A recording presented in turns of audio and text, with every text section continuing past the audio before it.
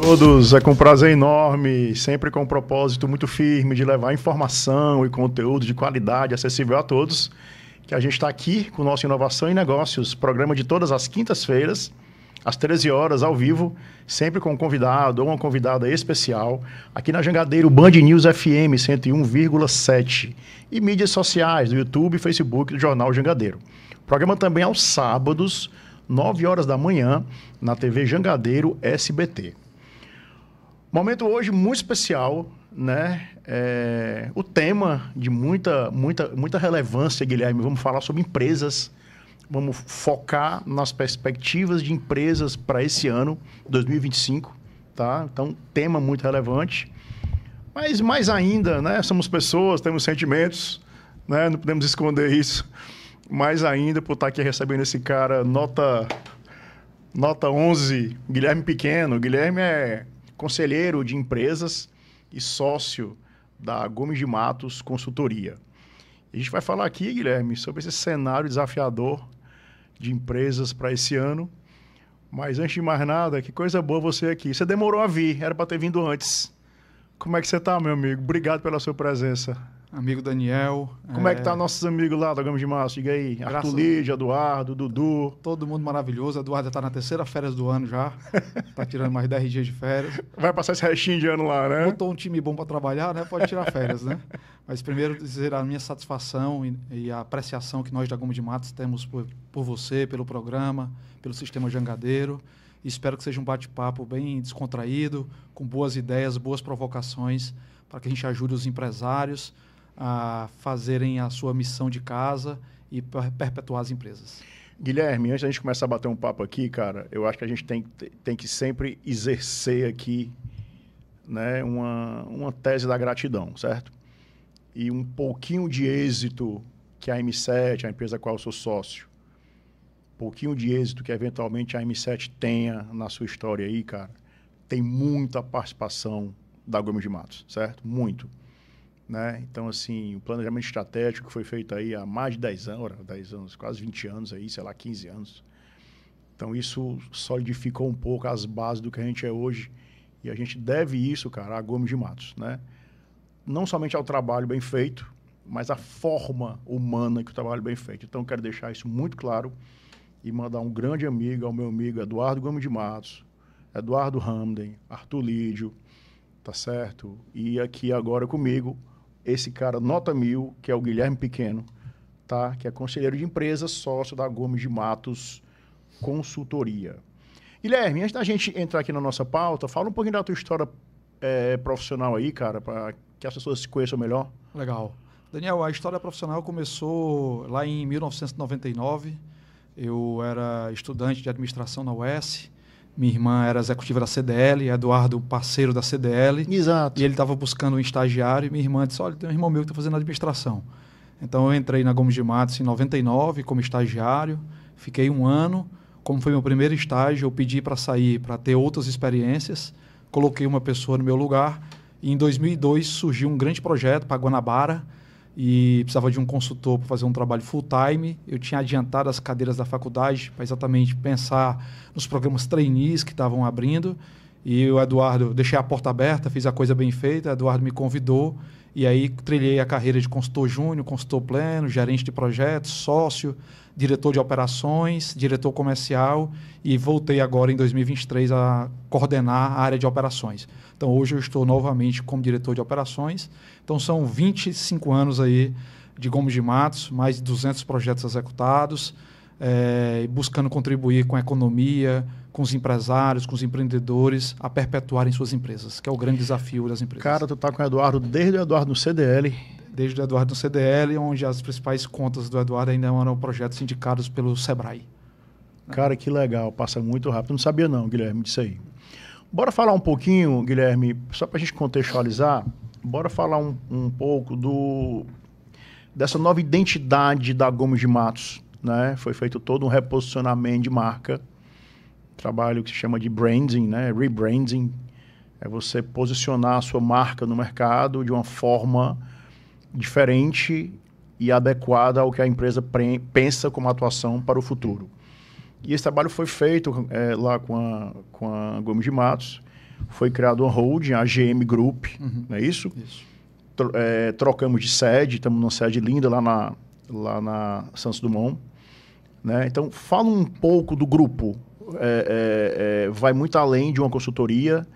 Né? Então, fala um pouco das verticais de atuação da Gomes de Matos hoje. Tá na veia do Eduardo. O Eduardo é muito visionário e muito empreendedor. E Eduardo ele confia muito nas pessoas. Então, a gente começou a perceber de que o movimento de mercado exigia que a gente fosse uma empresa que fosse mais do que uma empresa de consultoria, que a gente fosse um ecossistema de negócios. E aí a gente tinha uma área de marketing interna que fazia um bom trabalho. Alguns clientes começaram eu queria isso aqui para mim, me ajuda nisso aqui. Então, daí surgiu um spin-off de uma empresa de marketing growth, que é a Diesel. A gente tinha uma área de educação corporativa incubada dentro da Gomes de Matos, mas ela representava 5% da receita, a consultoria 95%. Para ela crescer, Eduardo, a gente precisa dar vida a essa empresa. Enquanto ficar aqui dentro, a consultoria é o carro-chefe. Então, a gente fez um spin-off da área de educação, fundamos uma empresa chamada Rocket 55. E aí a Rocket 55 incorporou 2 produtos da Gomes de Matos, a Escola de Consultores, a Escola de Empresários.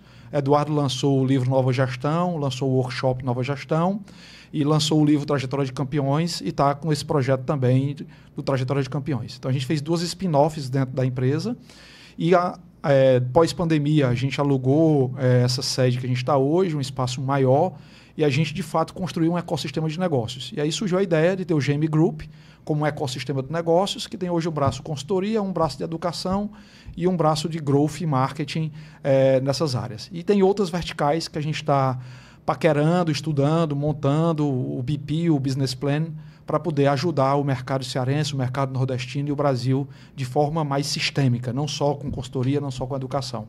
Então, em breve, aí, a gente espera estar aqui contando novas novidades aí do GM Group. Muito bacana. Guilherme, a Gomes de Matos, né, todos vocês, meus queridos amigos, né, Eduardo, todos vocês falam muito na nova economia, né, esse conceito aí da nova economia. E a gente tem em nosso país, né, no mundo inteiro, hoje nós temos um cenário muito globalizado, a gente tem um cenário bastante complexo, desafiador, né? Como é que é essa nova economia, né? O que é que vocês chamam de nova economia? E antes da gente entrar em detalhes aqui, tá, nos desafios das empresas para 2025, qual é o cenário em que essas empresas estão inseridas? Tá, de uma forma bem objetiva, na minha opinião, a nova economia é o cliente no centro da estratégia. Antigamente, é só a gente relembrar aqui, relembra a sua adolescência. Onde é que você comprava tênis para você? Você tinha 2 opções na cidade. Hoje, você entra na Amazon, você entra no Mercado Livre, você entra no site da Netshoes, você entra no site da New Balance, você entra no site da Nike, você vai no Rio Mar, você vai no Iguatemi, você vai em outro shopping, você escolhe o sapato e toma a decisão onde comprar. Então, o poder de decisão veio para o cliente 100%. As pessoas não têm noção disso, a galera mais nova, mas ir comprar um sapato era uma experiência. Imagina pedir uma pizza dia de domingo como era antes. Você pegava a Telelistas amarela para pegar um cupom de desconto lá com 10%, ligava, passava 3 horas tentando a ligação no domingo, porque todo mundo pede pizza no domingo. Hoje o que é que você faz? Você entra no iFood e escolhe se quer pizza, se quer sanduíche. Um dia desse, né? Um dia desse, né? Se quer sushi. Você escolhe se quer com entrega grátis, sem entrega grátis. Né? Então, assim, o poder de decisão está na mão do cliente. Na minha visão, a grande mudança que houve da economia para a nova economia, da economia para a nova gestão, é o cliente estar no centro da estratégia. Ele pode escolher. Ele chega para comprar um carro conhecendo mais do carro do que o vendedor, porque ele pesquisou sobre o carro. Ele foi no site e viu a enquete de quem usa o carro. Então, essa é a grande mudança. E as empresas precisam entender que antes o centro do processo de uma empresa era a geração de lucro. Hoje, o centro de processo estratégico de uma empresa é fidelizar o cliente para que ele tenha um NPS positivo e traga novos clientes para a base. E isso inverte a lógica de valor. O cliente está no centro da estratégia e o lucro é uma consequência. Antes, como não tinha uma grande oferta, eu comprava, definia uma margem de lucro, precificava e vendia. O cliente só tinha uma opção, comprar. Ele só tinha 2 opções, ou ele comprava de mim ou comprava do concorrente. Então, acho que essa é a grande mudança de mindset da velha economia para a nova economia. Guilherme, eu penso muito algo assim, cara, que as pessoas, de um modo geral, elas muitas vezes desprezam o óbvio, né? As pessoas desprezam o elementar.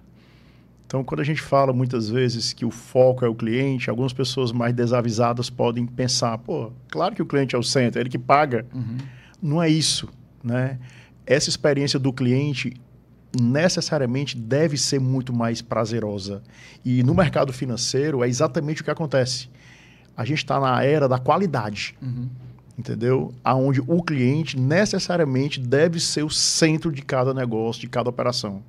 Então, é muito interessante. Qualquer setor da economia que se fala, porque é fácil desfocar no cliente, né, Guilherme? É fácil. É fácil focar no lucro. É fácil focar no produto. É isso. É porque isso é tangível. Só que o cliente, ele tem emoção, ele tem sentimentos. Expectativas. Ele tem expectativas, né? Então, às vezes as pessoas não entendem por que o cliente ficou insatisfeito. Não necessariamente porque ele teve um problema, mas ele tinha uma expectativa maior do que a percepção. Então, a equação da qualidade de satisfação é percepção sobre expectativa. Se minha percepção é 9 e minha expectativa era 10, 9 sobre 10, 0,9, eu estou insatisfeito. Se a minha percepção era 10 e eu esperava 10, eu fiquei satisfeito. Se eu esperava 10 e você me entregou 11, eu fiquei encantado. A variável expectativa é... Então, a variável expectativa, e aí com o branding, com o Instagram, com o Facebook, com as campanhas, o que é que acontece? As empresas conseguem vender muito bem o seu conceito. Mas onde é que está o desafio? Entregar o que foi vendido. Quantos restaurantes você não vai e a comida é maravilhosa e o serviço é mais ou menos? E você deixa de ir pelo serviço. Então, colocar o cliente no centro é gerenciar a expectativa versus a percepção dele. Essa é a grande diferença, na minha visão, da nova economia. E a outra grande diferença, Daniel, é que antes a gente empregava as pessoas para elas fazerem um trabalho. Hoje as pessoas estão escolhendo aonde querem trabalhar por um propósito ou por uma causa. Então, essas duas mudanças no pilar pessoas, no pilar cliente, eu acho que representa muito bem a nova economia. Guilherme, tem um capítulo do livro do Eduardo, o último, que eu entrevistei aqui, falando desse livro. Eu li o livro, né? Uma ótima leitura. E tem um capítulo lá, Guilherme, que fala por que os negócios falham. Por que os negócios falham, Guilherme? Um dos motivos, sem dúvida alguma, é desfocar no cliente. O que é que a gente pode falar sobre isso? Por que, de um modo geral, os negócios podem falhar, podem dar errado? Eu vou fazer uma... Você que já tem participação em conselho de empresa, você que faz como consultoria em tantas empresas, o que é que você percebe? Eu vou tentar colocar isso em 3 estágios. No início dos negócios, as empresas, de cada 10 empresas, só 2 passam de 5 anos no Brasil. Então, no início, a maioria quebra por falta de um business plan. O cara pensa no produto, pensa no serviço, mas não faz a conta financeira e não lembra do capital de giro.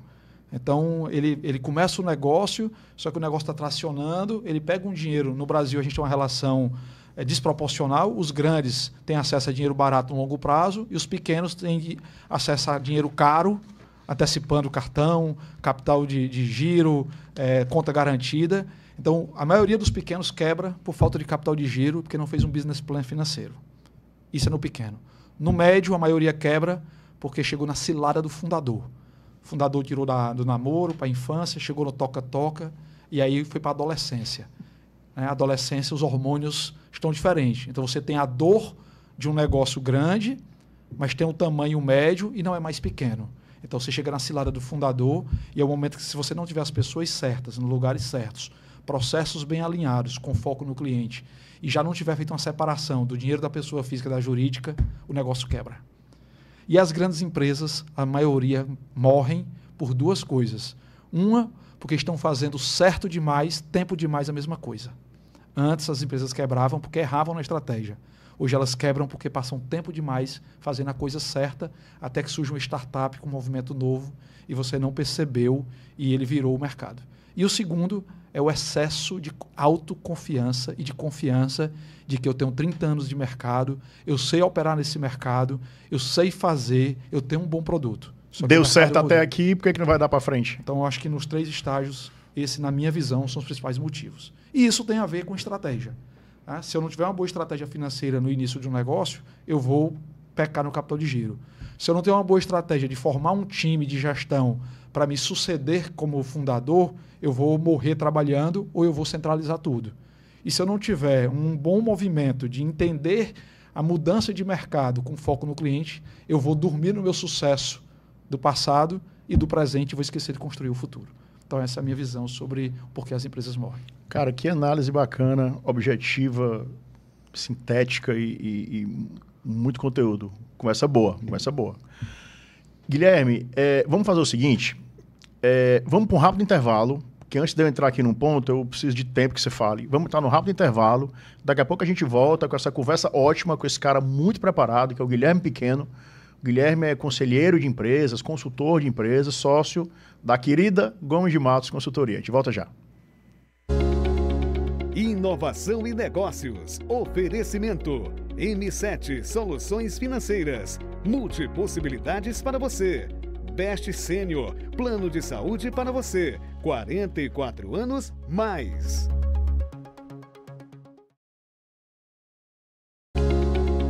Inovação e negócios. Fortaleza, a terra da luz, agora conta com a Best Sênior. Best Sênior, o plano de saúde especializado em nós, que temos 44 anos ou mais. A Best Sênior chegou em parceria com os melhores e mais completos hospitais de Fortaleza. Viva mais, viva melhor com a Best Sênior. Mude agora. Best Sênior, plano sem coparticipação, com estudo de aproveitamento de carências e uma linha de cuidados. Tem palavra que já nasce no plural, porque deixa correr a imaginação, os planos. Porque bom mesmo é ver com muitos olhos, de todos os ângulos e perspectivas. Ter o parceiro certo é multiplicar possibilidades, sonhos, realizações. Ser multi é unir forças, é ser sempre mais. Inovação em negócios, sempre com um propósito muito firme, viu, Guilherme? De levar informação e conteúdo de qualidade acessível a todos.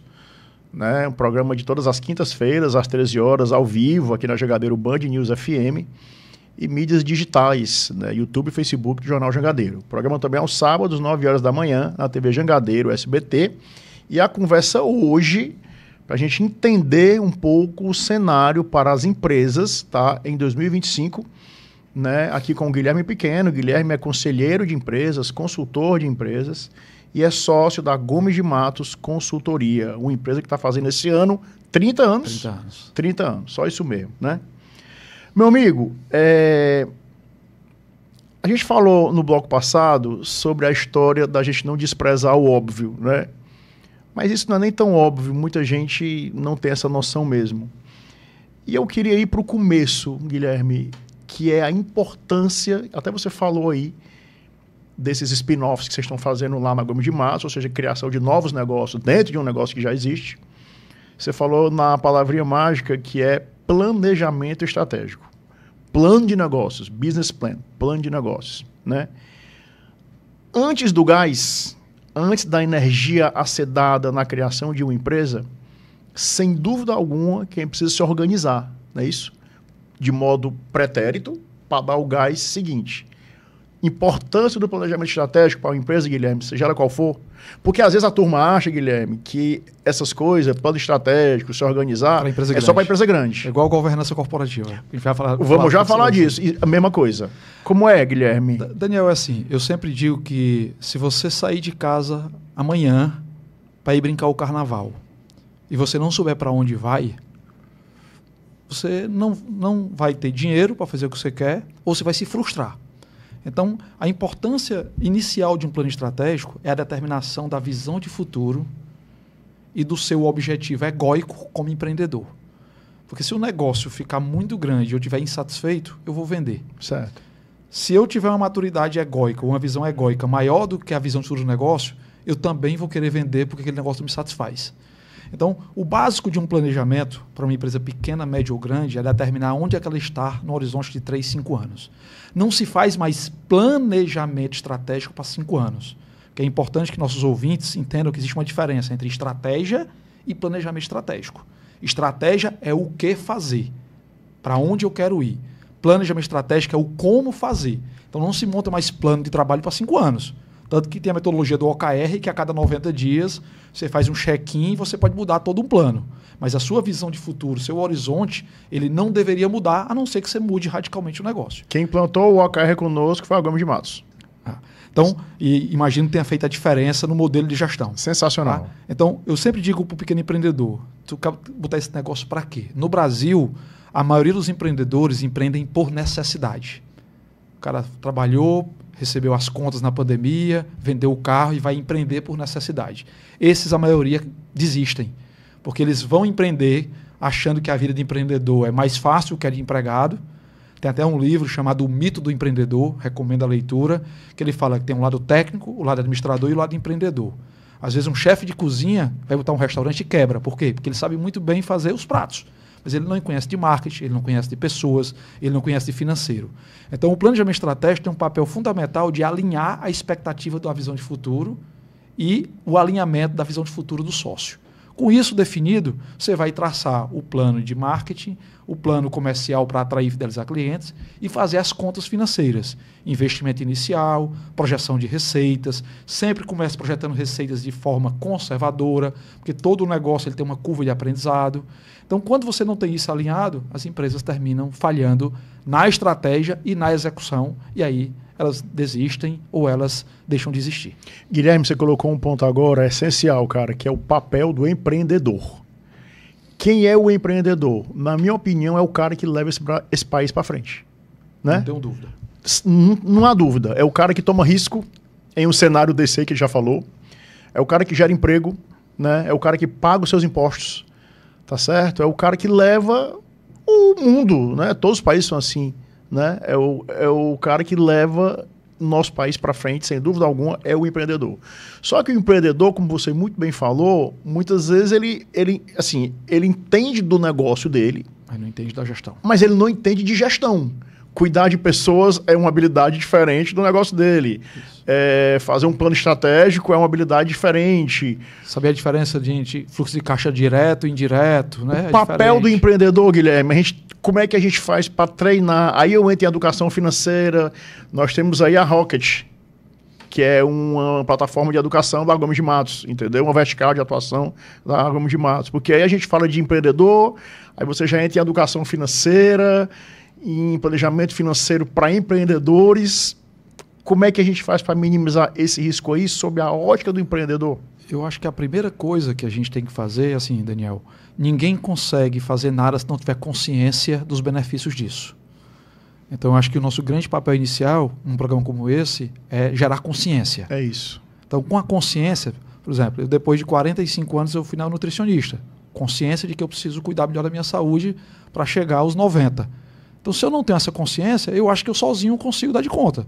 Então, o empreendedor ele precisa identificar qual é a sua grande competência. Eu sou um cara visionário, então eu preciso ter consciência de que eu preciso de alguém que seja mais analítico. Se eu tenho um negócio baseado em serviço, eu preciso ter consciência que eu tenho que treinar as pessoas para prestar um bom serviço. Se eu sou um cara que tem um negócio de transação, eu preciso ter consciência que eu vou ganhar dinheiro comprando. A compra é que vai gerar dinheiro. Então, eu acho que o empreendedor ele precisa ter consciência de que sozinho ele não vai conseguir.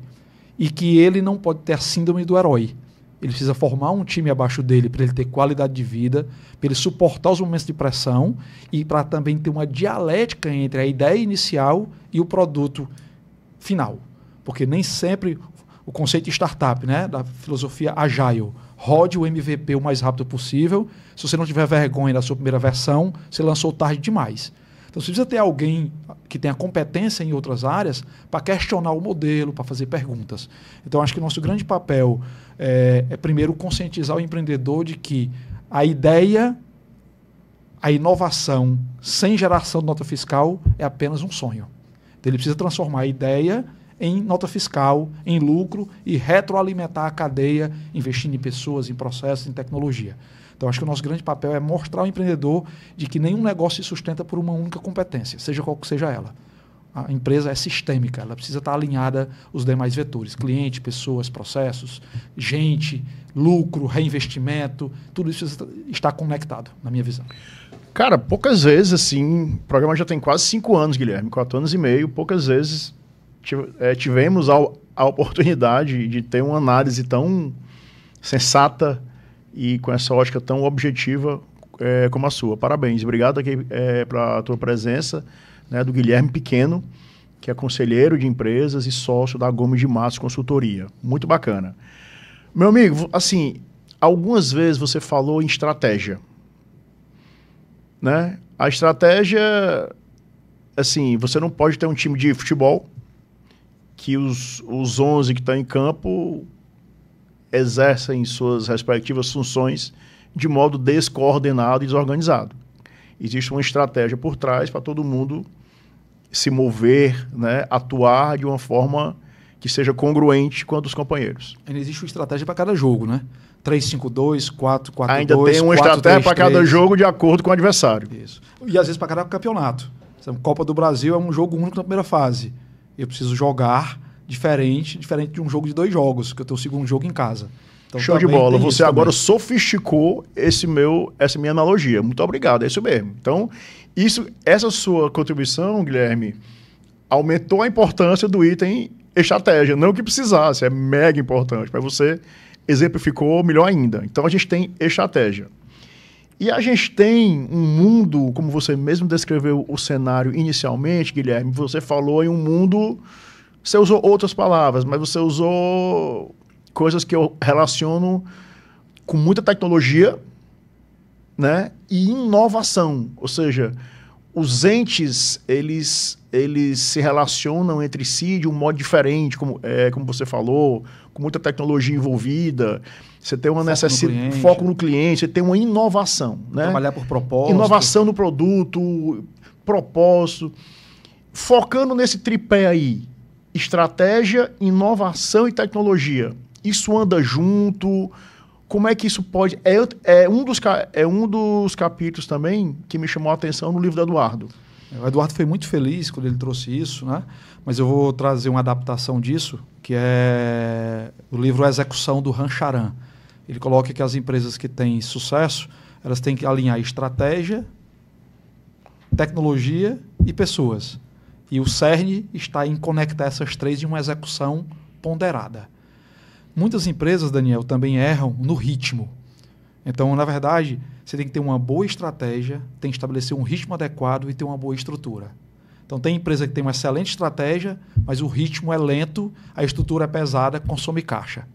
Tem empresa que não tem uma boa estratégia, tem uma boa estrutura e imprime um ritmo rápido demais, mas desperdiça recurso porque não tem estratégia alinhada.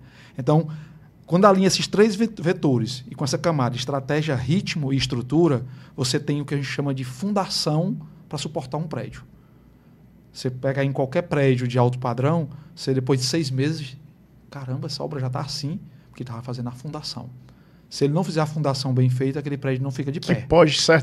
Que foi certamente mais demorada, né? Geralmente mais demorada, mais dispendiosa, mais complexa, com alto risco. Se ela atrasa a obra como o outro. Então, quando você fala de estratégia, de pessoas e tecnologia, eu digo que isso é o corpo humano. Eu sempre digo, quando alguém acha que a área financeira é mais importante que a área comercial, que a área comercial é mais importante que a de marketing, eu digo, você conhece alguém que já morreu por causa de unha encravada? As pessoas geralmente não lembram. Eu digo, pois Bob Marley morreu por causa de unha encravada. Mas ele tinha diabetes. Então, a unha encravada gerou um problema com a diabetes e ele morreu. Então, o mais comum nas empresas é a gente culpar a outra área. A área de marketing culpa a área comercial porque não está convertendo os líderes. Os leads. Aí a área comercial diz, eu não consigo converter porque a área de marketing me gera leads ruins. E a área financeira vem e diz, você está investindo demais em marketing, não estou vendo resultado. Quando a gente deveria sentar os três e discutir qual é a melhor estratégia, quem são as pessoas e que tecnologia a gente deve utilizar para chegar nos objetivos traçados. Diante dessa análise perfeita que você fez, e eu dou uma pitada nisso aí com relação à importância dos recursos humanos em uma empresa, né? Pessoas com ausência de vaidade, pensando no sucesso da empresa. O senhor aí é o CNPJ. Uhum. E me lembrou muito o que você falou agora, assim, Guilherme, para a gente falar sobre o papel do líder, né? Quando você coloca o marketing para conversar com o comercial e com o financeiro, eu imagino que você tem um líder, tá certo? Que faça não somente isso, Mas assim, qual é o papel do líder em uma organização? É fundamental, né? Uma boa empresa, ela atrai talentos, por exemplo. Uma boa empresa, ela atrai talentos. Mas aquele talento, na empresa, uma vez na empresa, ele vai se submeter a um líder. Se for um líder ruim, ele perde. Então, assim, um líder verifica, eventualmente, essa comunicação, eventualmente, falha em uma empresa entre setores, e ele conduz. Qual é a importância do líder em uma empresa? A Gomes de Matos tem um líder sensacional, que é o Eduardo. Antigamente, o líder ele era visto como o senhor de tudo. Então, se eu não tinha uma resposta para um processo, eu ia no líder e dizia, o que é que eu tenho que fazer? Ele dava pronta a resposta. Hoje, isso inverteu. Qual é o grande papel do líder? Primeiro, o papel do líder é eliminar gargalos. Se a área comercial, marketing, financeiro não estão alinhados quanto ao que fazer, o papel do líder é chegar e mostrar a visão de futuro, o plano de curto, médio e longo prazo, dizer quanto está disposto a errar para poder acertar no futuro. Então, o primeiro papel do líder é eliminar gargalos. Mas o maior papel de um líder é inspirar o time que está executando a estratégia a ir mais além do que o que foi planejado. Então, o líder ele tem que vender internamente, no conceito positivo, o sonho da execução e da prosperidade. Então, se ele eliminar gargalos, ele evita desperdício de recursos. Se ele vende um sonho, ele tira das pessoas o melhor delas. Então, essa, na minha visão, são os dois papéis do líder atual. E a competência mais valorizada, Daniel, hoje, na liderança, é a vulnerabilidade. Antigamente, o líder dizer que não sabia de alguma coisa, ele estava demonstrando fraqueza. Hoje, o líder diz assim, eu não sei de marketing digital. Eu vou contratar uma agência especializada para poder nos assessorar nisso. E nós juntos vamos aprender e alinhar a nossa estratégia com a competência da agência para a gente ter sucesso no mercado digital. Então, o líder tem que ter essa vulnerabilidade e essa humildade de não precisar saber de tudo, mas buscar, junto com o time, a melhor solução para o momento da empresa. De novo, eliminar gargalos. Desafio muito grande meu aqui de tentar otimizar ao máximo a presença do Guilherme Pequeno, consultor de empresas, conselheiro em grandes empresas e sócio da Gomes de Matos. Tem um desafio muito grande em explorar o máximo possível desse cara, nota 1000, está dando uma aula aqui. Conceituamos líder, alinhado total com você. Antes do próximo intervalo, não podemos deixar de fazer uma conexão total com cultura. O que é cultura, Guilherme? É uma empresa que fala inglês, francês, tem cultura. O que é cultura empresarial? Cultura é fundamental. Por favor, vamos conceituar a cultura e a importância dela em uma organização, por favor. Cultura, na minha visão, de forma coloquial, é o jeito que nós fazemos as coisas aqui. E você quer saber se a empresa tem uma cultura forte? Se o trabalho está sendo bem feito na sua ausência. Como é que as pessoas estão tratando os colegas de trabalho quando você não está no escritório? Como é que as pessoas estão elaborando uma proposta comercial quando você não revisou a proposta comercial? Então, cultura, na minha visão, é o jeito como fazemos as coisas aqui. E a cultura, ela é muito forte porque ela traz os valores que você acredita como empreendedor e que você compartilhou com o seu time de gestores. Porque se houver um desalinhamento de valores, não existe cultura. E com um alinhamento de valores, você tem a segunda parte da fundação de um prédio. O primeiro é a estratégia, o segundo é a cultura. O terceiro vai ser as pessoas certas nos lugares certos. Com essas três coisas e com a tecnologia hoje interligando os pontos, você tem muito mais chance de ser sucesso. Então, você quer saber se a Multiset tem uma boa cultura, é como é que o Rômulo está atendendo seus clientes quando você não está lá. E um depoimento de um cliente sempre muito bem atendido. Muito legal, muito legal. A gente vai para o segundo intervalo, o último intervalo. Daqui a pouco a gente volta com essa aula. Uma aula de gestão, de administração, tá certo? De empresas. Com esse cara, nota 10. Grande pessoa, grande profissional. Pessoa melhor ainda. E olha que ele é bom profissional. Mas o melhor pessoa ainda, que é o Guilherme Pequeno. O Guilherme é sócio da Gomes de Matos Consultoria. A gente volta já. Fortaleza, a terra da luz, agora conta com a Best Senior. Best Senior, o plano de saúde especializado em nós, que temos 44 anos ou mais. A Best Senior chegou em parceria com os melhores e mais completos hospitais de Fortaleza. Viva mais, viva melhor com a Best Senior. Mude agora! Best Senior, plano sem coparticipação, com estudo de aproveitamento de carências e uma linha de cuidados. Tem palavra que já nasce no plural. Porque deixa correr a imaginação, os planos. Porque bom mesmo é ver com muitos olhos, de todos os ângulos e perspectivas. Ter o parceiro certo é multiplicar possibilidades, sonhos, realizações. Ser multi é unir forças, é ser sempre mais. Vem ser multi. M7 Soluções Financeiras. Fortaleza, a terra da luz, agora conta com a Best Senior. Best Senior, o plano de saúde especializado em nós, que temos 44 anos ou mais. A Best Senior chegou em parceria com os melhores e mais completos hospitais de Fortaleza. Viva mais, viva melhor com a Best Senior. Mude. De volta aqui com o terceiro e último bloco desse programa super especial de hoje, onde eu estou com o Guilherme Pequeno, meu amigo. O Guilherme é conselheiro de empresas, é consultor, né, de empresas também. Faz parte do conselho de muitas empresas, né, aqui pelo todo o país, fundamentalmente Nordeste, né, e é sócio da Gomes de Matos Consultoria. Gomes de Matos que está fazendo esse ano, 2025, 30 anos. Que maravilha. Parabéns demais aí, viu, Guilherme? A todos vocês lá que fazem um trabalho muito bacana. Eu adoro a Gomes de Matos. Adoro. Adoro mesmo. Guilherme, cara, assim, como eu falei no bloco anterior, eu tô com o desafio de explorar ao máximo a aula que você tá dando aqui, cara. Sério, eu tô gostando muito da tua tese, apesar de já lhe conhecer bem, mas fazia algum tempo que a gente não conversava, eu tô muito bem impressionado, né, com sua eloquência e nível de conteúdo. Parabéns mesmo. E a minha tese aqui tem sido, Guilherme, a gente colocar alguns temas, algumas estratégias, tá, do mundo de gestão empresarial para ajudar o empreendedor. E, como eu falei há pouco, te apresentando, você é um conselheiro em muitas empresas, né? Muitas empresas que eu conheço, admiro, e você faz parte do conselho de grandes empresas.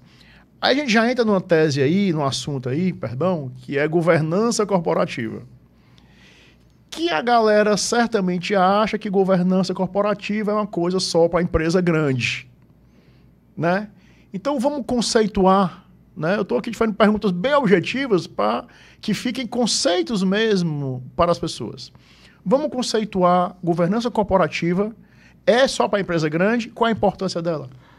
Ontem mesmo, Daniel, eu finalizei uma aula, né, no MBA da Unifor sobre gestão familiar e governança.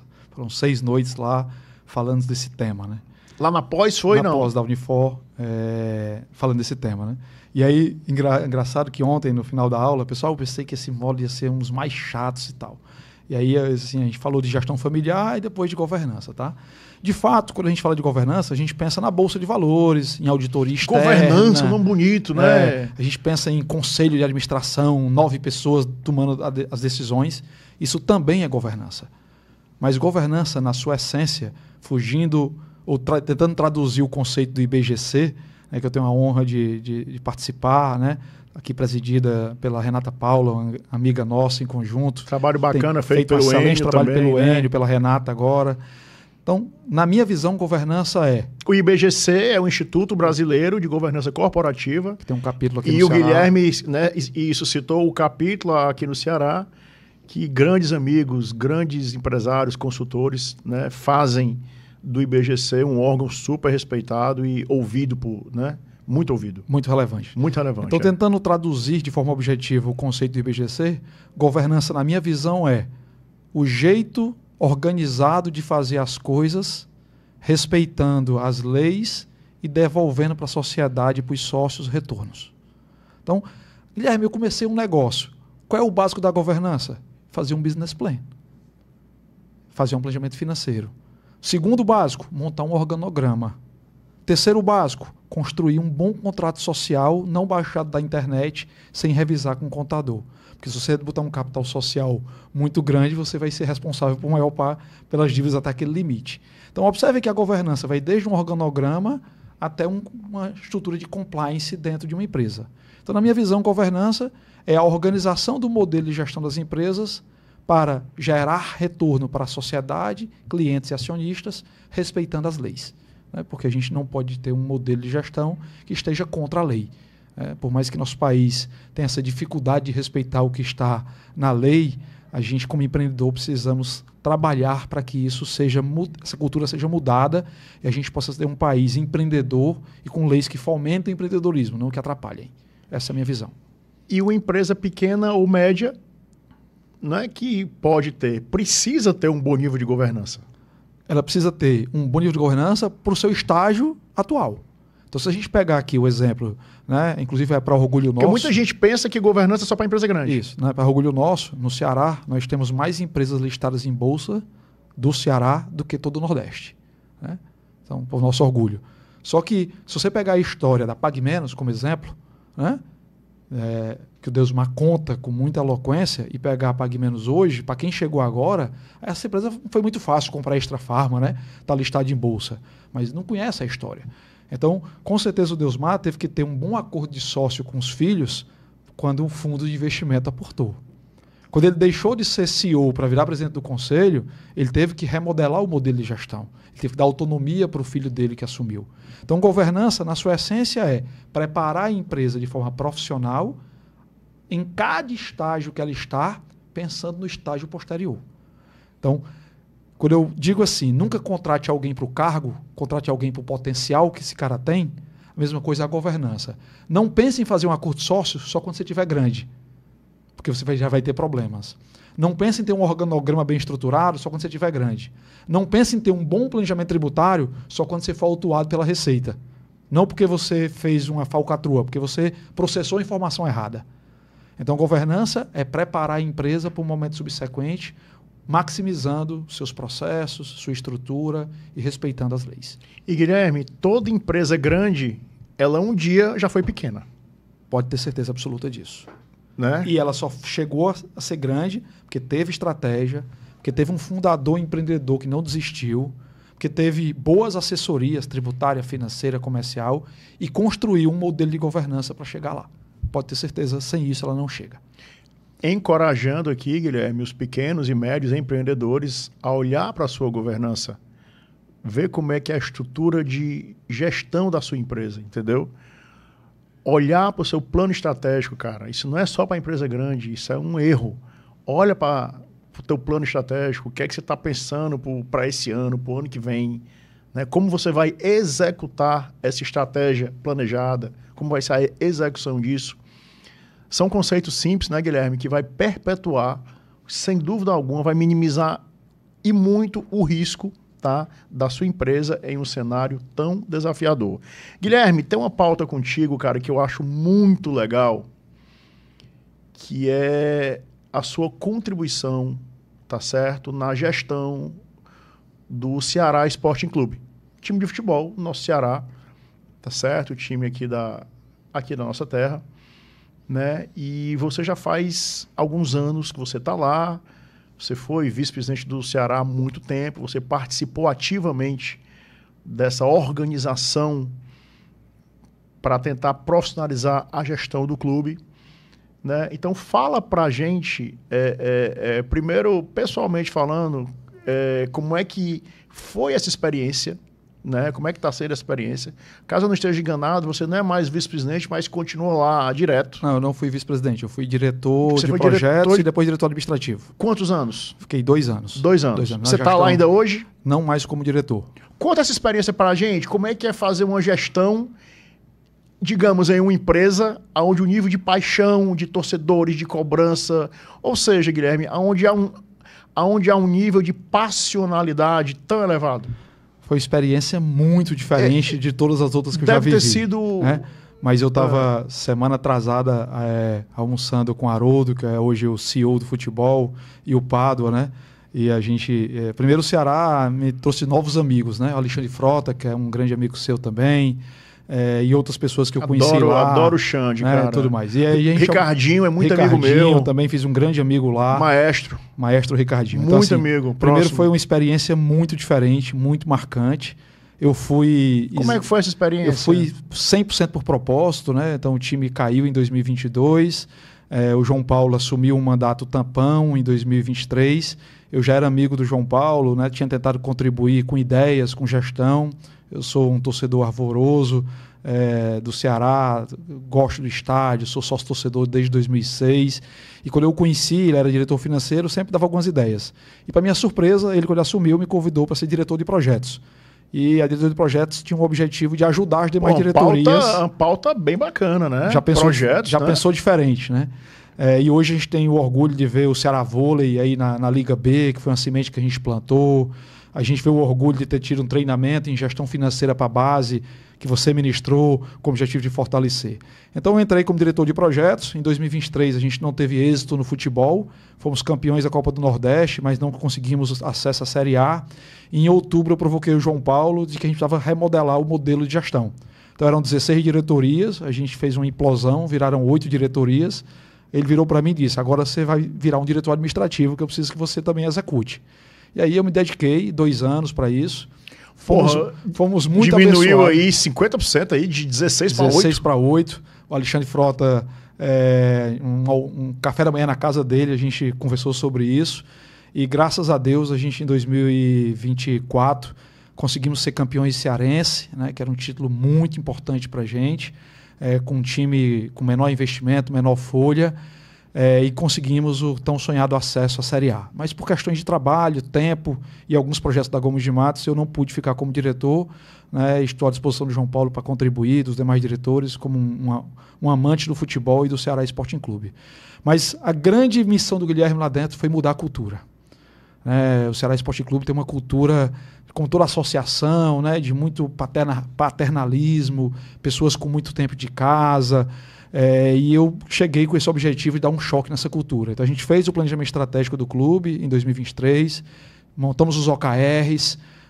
Primeiro ano a gente não teve êxito, mas a gente não jogou o planejamento fora. A gente apenas ajustou a estratégia e aí conseguimos fortalecer o grupo, a vinda do Ricardinho, a vinda do Haroldo, a permanência de alguns diretores como o Fred, o Israel. Então a gente misturou a cultura nova com a cultura existente, olhamos para a estratégia, nos fechamos, trouxemos o grupo para o nosso lado, investimos em tecnologia. Né? Para quem não sabe, o Ceará usa inteligência artificial na área de fisiologia, na área do esporte. Tem um português que ajuda lá o time do Haroldo. Trouxemos o Pádua para ajudar na reinvenção do marketing. Lançamos a campanha Todo Mundo Joga Junto. E essa energia positiva, essa cultura de engajamento ajudou nos momentos difíceis, né, principalmente no começo do ano, e a gente conseguiu trazer um grupo de atletas comprometido com esse propósito. Né? E a gente conseguiu, sim, plantar essa figura. Tiramos do papel um projeto de implantação do Sankhya. Então o Ceará implantou um ERP integrado de gestão chamado Sankhya. Fizemos a primeira convenção do clube no Castelão, trabalhamos um programa de desenvolvimento de líderes. Né? Tudo isso não foi o Guilherme que fez, tá? Foi um conjunto de ações pensado pela diretoria, alinhada com o momento de fortalecer a cultura do time do povo, engajar os colaboradores com um projeto de longo prazo e passar pelas dificuldades que a gente tinha, financeiras e tudo mais, que aconteceram em 2024. Você falou agora... Perdão, te interrompi. Então o Guilherme teve esse papel de chegar de fora.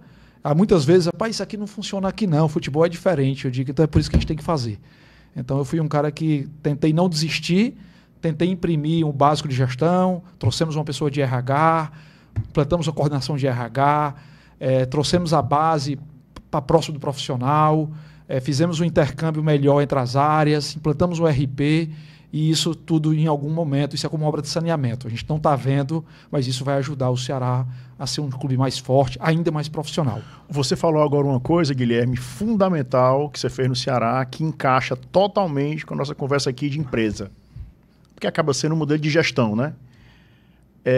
Você falou em algum momento que às vezes os planos estratégicos eles não funcionam.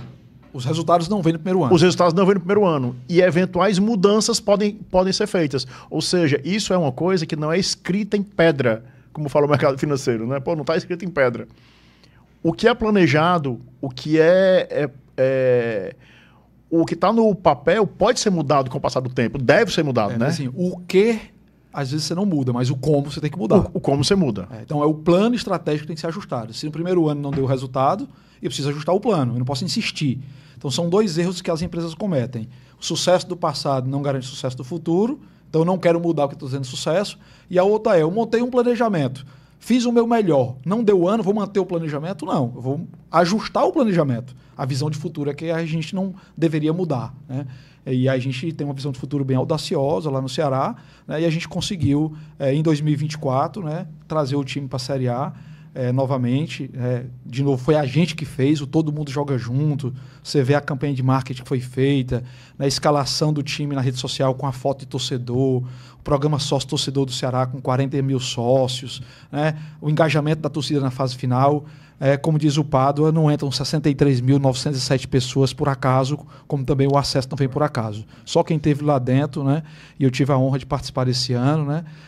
Dos 4 últimos acessos do Ceará, foi 2010, se eu não me engano, 2014 ou foi 2015, e agora 2024 tive a oportunidade de participar disso. Foi muito enriquecedor, foi desafiador pra caramba, fiz grandes amigos e deixei algumas sementezinhas plantadas lá, que estão sendo regadas, e a gente espera que o Ceará possa evoluir ainda mais. Eu queria fazer um depoimento a você, Guilherme. A gente falou sobre isso já, mas agora pessoalmente, eu tive um prazer muito grande quando eu recebi o convite seu e do Ricardinho, maestro, que o Ricardinho é da comissão técnica do Ceará hoje, né? Uma grande aquisição do João Paulo.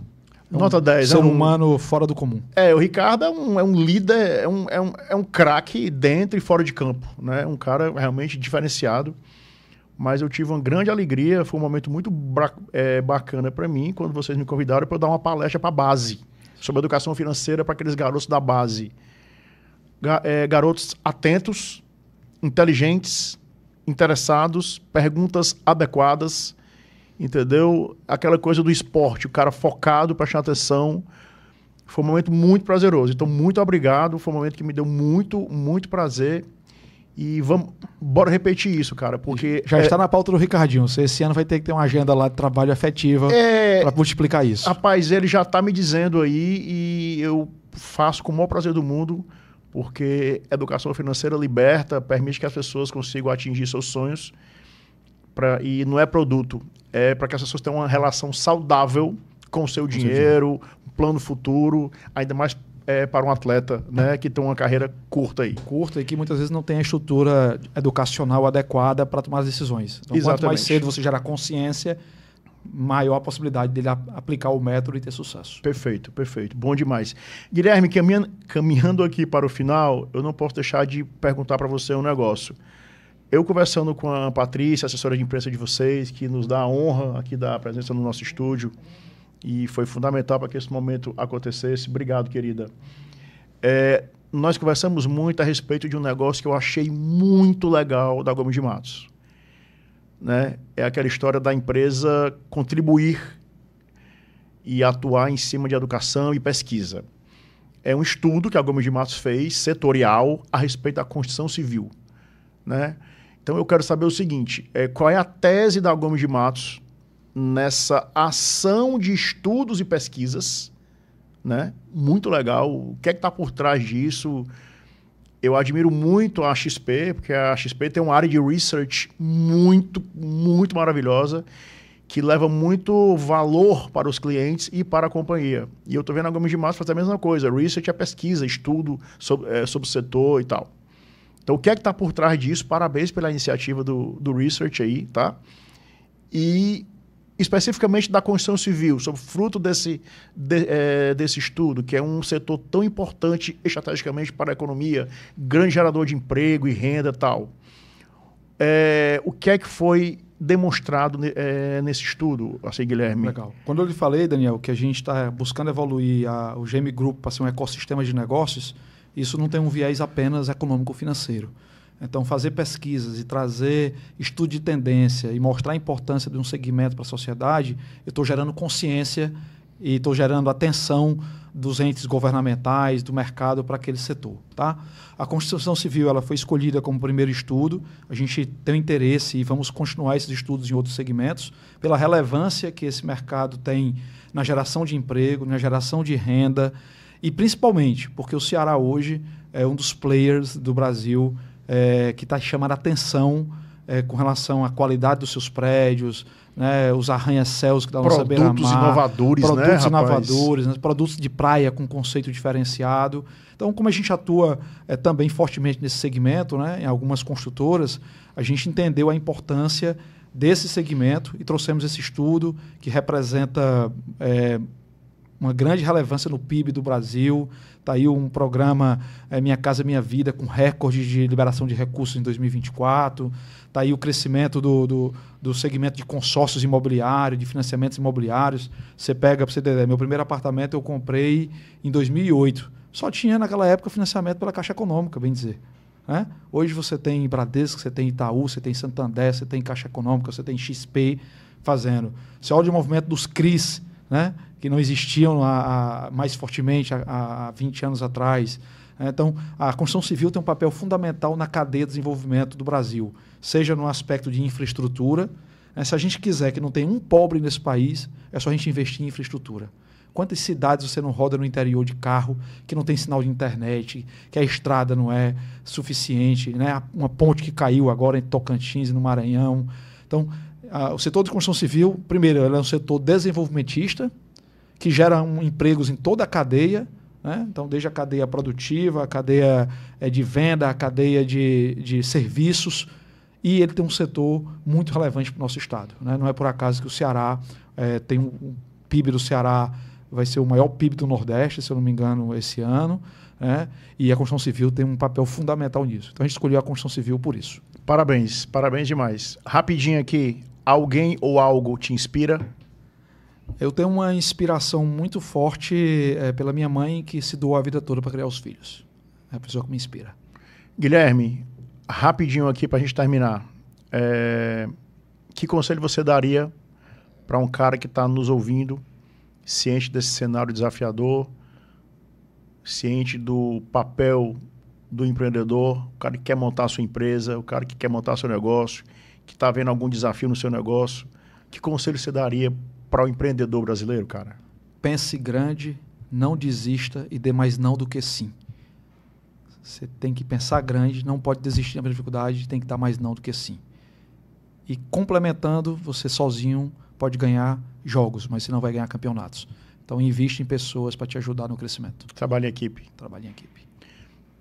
Talvez uma das melhores pautas do meu programa, que já vai fazer quase 5 anos, quando o assunto é gestão de empresas. Talvez tenha sido um dos conteúdos de maior qualidade que a gente conversou aqui ao longo desse tempo em gestão de empresas. Com esse cara nota 10, que é o Guilherme Pequeno, tá? Uma grande pessoa, um grande profissional. O Guilherme é conselheiro de empresas, tá? Consultor de empresas e sócio da Gomes de Matos Consultoria. Guilherme Pequeno, querido, muito obrigado pela sua presença. Até o nosso próximo programa, se Deus quiser. Fortaleza, a terra da luz, agora conta com a Best Senior. Best Senior, o plano de saúde especializado em nós, que temos 44 anos ou mais. A Best Senior chegou em parceria com os melhores e mais completos hospitais de Fortaleza. Viva mais, viva melhor com a Best Senior. Mude agora. Best Senior, plano sem coparticipação, com estudo de aproveitamento de carências e uma linha de cuidados. Tem palavra que já nasce no plural. Porque deixa correr a imaginação, os planos. Porque bom mesmo é ver com muitos olhos, de todos os ângulos e perspectivas. Ter o parceiro certo é multiplicar possibilidades, sonhos, realizações. Ser multi é unir forças, é ser sempre mais. Vem ser multi. M7